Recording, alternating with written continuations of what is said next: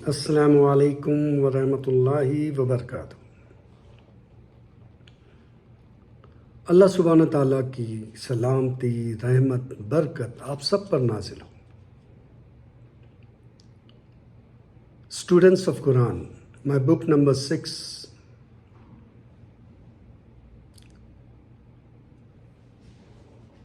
اور سبق نمبر 18۔ اعوذ باللہ من الشیطان الرجیم، بسم اللہ الرحمن الرحیم۔ بدیع السماوات والارض وَإِذَا قَضَى أَمْرًا فَإِنَّمَا يَقُولُ لَهُ كُن فَيَكُونُ۔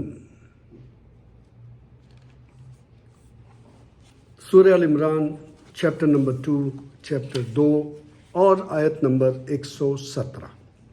اللہ سبحانہ تعالیٰ اس آیت میں ہمیں یہ سبق دیتے ہیں اپنے نبی صلی اللہ علیہ وسلم کے ذریعے۔ وہ یہ ہے کہ وہ آسمان اور زمین کا ایجاد کرنے والا ہے، اور جس بات کا وہ فیصلہ کرتا ہے اس کے لیے بس یہ حکم دیتا ہے ہو جا، اور وہ ہو جاتا ہے۔ بدیع السماوات والارض، اللہ سبحانہ تعالیٰ یقیناً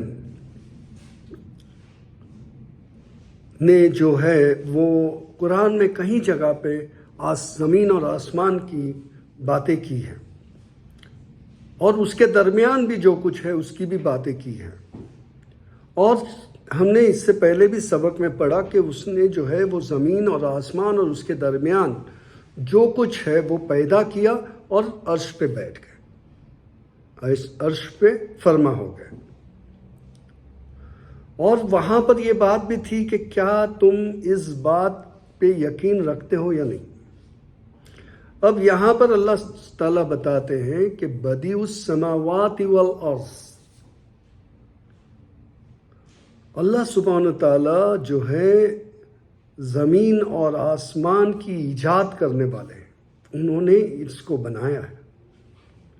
اور اللہ سبحانہ تعالیٰ اپنی قوت کا اس میں بتاتے ہیں کہ جب کوئی چیز کرنے کے لیے اللہ تعالیٰ فیصلہ کر لیتے ہیں تو اللہ کو صرف یہ حکم دینا ہوتا ہے کہ ہو جا، اور وہ ہو جاتا ہے۔ اور یہ کتنی فیکچول بات ہے، کتنی صحیح بات ہے، اور یہ کتنا بالکل، کیونکہ ایسی کوئی بھی چیز اگر ایک انسان جو اللہ سبحانہ تعالیٰ نے بنائی ہے، ایسی یا اس سے کم اس کی کاپی بھی انسان بنا دے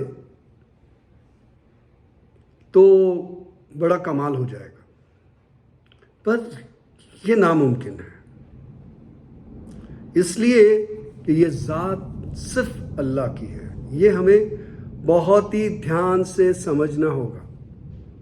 اس لیے اللہ تعالیٰ بتاتے ہیں کہ یہ جو چیزیں بنی ہوئی ہے نا، یہ اللہ نے صرف حکم دیے ہیں ہو جا، اور ہو جاتی، کیونکہ وہی ہمارا پالنہار ہے، اسی نے ہمیں بنایا، اسی نے دنیا بنایا۔ اس لیے ہمیں یہ ضرور یقین رکھنے کی آیت ہے کہ اللہ سبحانہ تعالیٰ زمین اور آسمان کو ایجاد کیے، اور اللہ سبحانہ تعالیٰ کے لیے ایسی چیزیں ایجاد کرنا یا اس سے بھی بڑھ چڑھ کے کوئی چیزیں ایجاد کرنا اللہ سبحانہ تعالیٰ کے لیے مشکل نہیں ہے، کیونکہ اللہ کے حکم کے مطابق صرف اللہ کو کہنا ہوتا ہے کہ ہو جا تو ہو جاتا ہے۔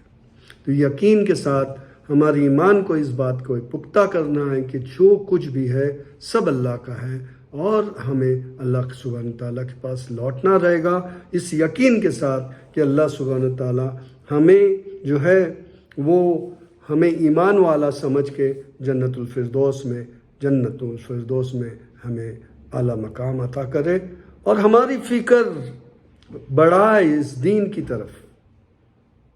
اس کو سیکھنے کے لیے، اس کو سکھانے کے لیے نبی صلی اللہ علیہ وسلم نے ہمیں کیا کیا نہیں بتایا، کیا کیا کر کے نہیں بتایا، کتنی قربانیاں دی اللہ کے نبی، پیارے نبی صلی اللہ علیہ وسلم ہو کے بھی۔ آپ سوچیں اتنی بڑی حیثیت ہو کے بھی اور اتنی بڑی ہستی ہو کے بھی اللہ سبحانہ تعالیٰ نے تمام امتحانوں سے ہمارے لیے ان کو گزارا، آپ کو گزارا۔ تو ہمیں چاہیے کہ ہم اس دین کی کو بلند کریں، اس دین کی حفاظت کریں، اور اس دین پہ ہم چلیں تاکہ ہمارے ارد گرد کے لوگ سمجھے کہ یہ جو ہے وہ دیندار ہے اور اللہ سے خوف تقوی رکھنے والا انسان ہے۔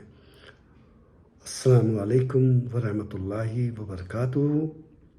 شکریہ، تھینک یو، جزاک اللہ۔